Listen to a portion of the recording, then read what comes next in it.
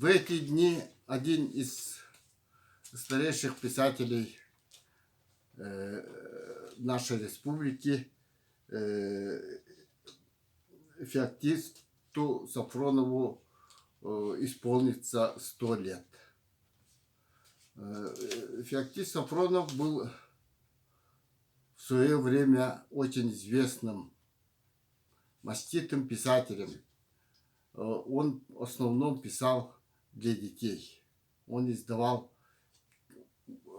книги для детей.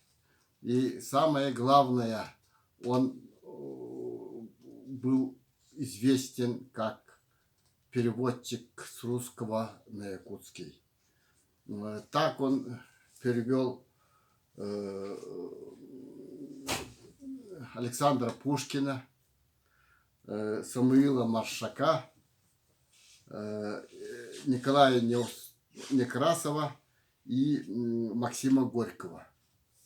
Это очень такой солидный вклад в нашу литературу, потому что до определенного времени наша литература развивалась, очень сильно развивалась по переводной линии.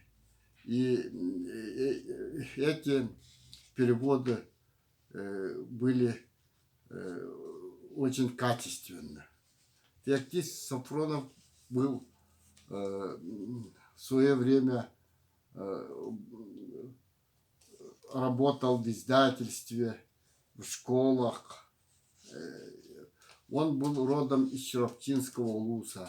Мне довелось в свое время несколько раз погостить у него, и мы подолгу беседовали о литературе, о писателях, которых он очень хорошо и тесно знал.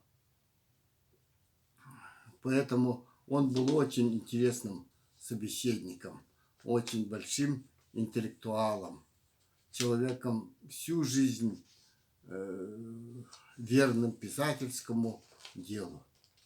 И в эти дни, когда ему исполняется 100 лет, мне кажется, что в школах тоже пройдут чтение и разбор его творчества. И особенно популярны будут его переводы на якутский язык.